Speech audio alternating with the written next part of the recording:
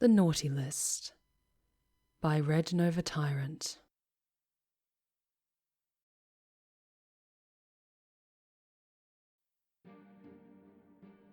12 seems to be the age when kids start putting the heat on their parents about the truth behind Santa. I was certainly no exception to this rule. How were Santa's elves able to make that video game I wanted in their workshop? I thought Nintendo owned Mario. Or how about the ever infamous visiting every house in one night question? Did the Jolly Man have some kind of time-extending device? Or perhaps the most obvious question of all, how could he have lived for this long? A lot of people say he trains apprentices who take his place every few decades. Others claim he's just an immortal. As for everyone else, magic seems to be the universal lie everyone had agreed on. Whatever the case, I just went with the conclusion that it was my parents' doing. Of course, they'd deny it and claim ignorance if I confronted them, but it wasn't enough to dissuade my beliefs. So one Christmas Eve, when I couldn't sleep as the questions danced among my dreams of sugar cereals and new games, I decided to investigate the noises coming from my living room.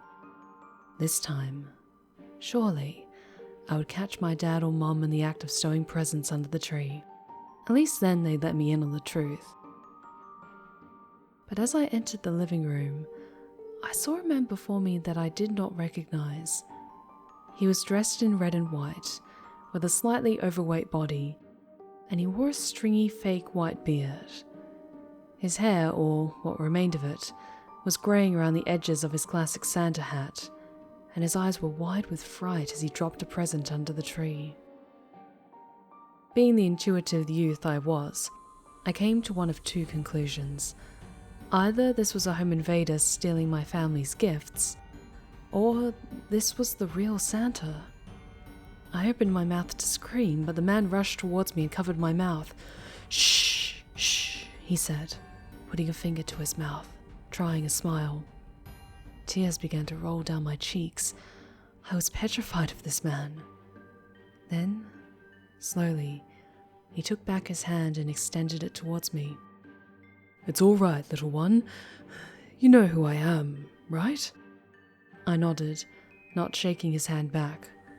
The trembling man nodded as well, then grabbed an empty sack lying on the floor and gestured to the tree. "Look, see? I bring gifts. Now, run along to bed, or I might have to put you on the naughty list." He started drifting towards the deeper, hearty voice stereotypically associated with Kris Kringle, but I wasn't fooled. Regardless, I wiped my eyes and began to step back from the living room, trying to create some distance between me and the stranger. The man simply watched, wiped his brow, and proceeded to approach the fireplace. I stopped and observed, confused as to how he was going to leave my house, when a blast of green flames erupted from the chimney, and the man fell back to the floor.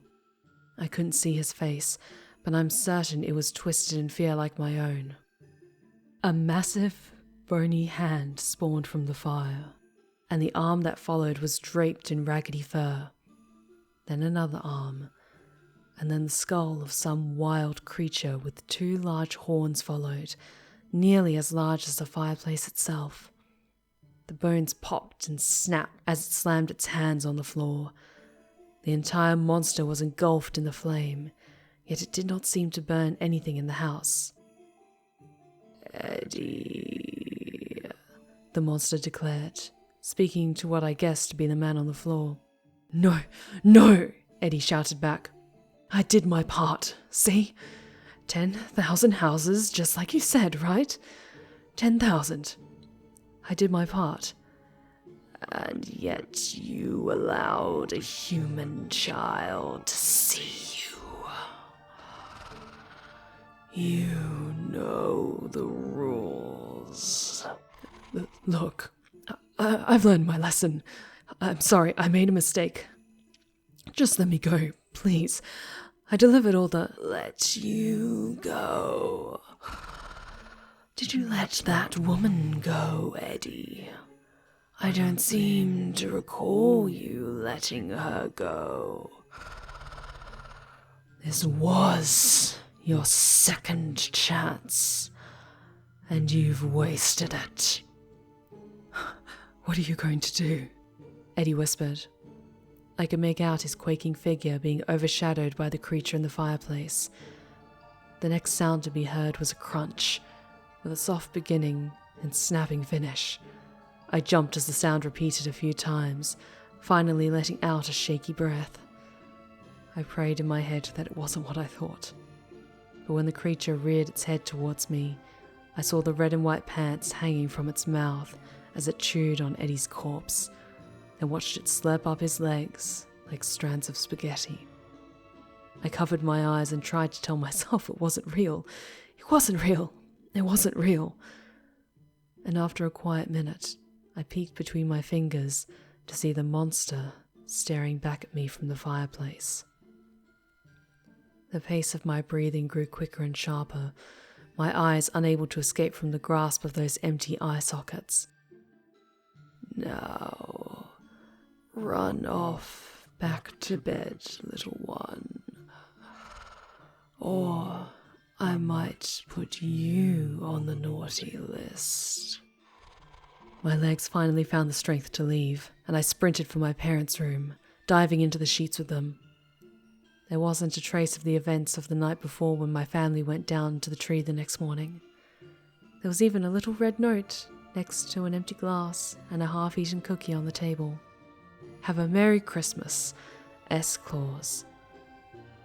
As much as I tried to take in the warm, comforting atmosphere that came with Christmas Day, I couldn't stop watching the fireplace, terrified that the monster would return. At the least, now I knew the truth about Santa Claus.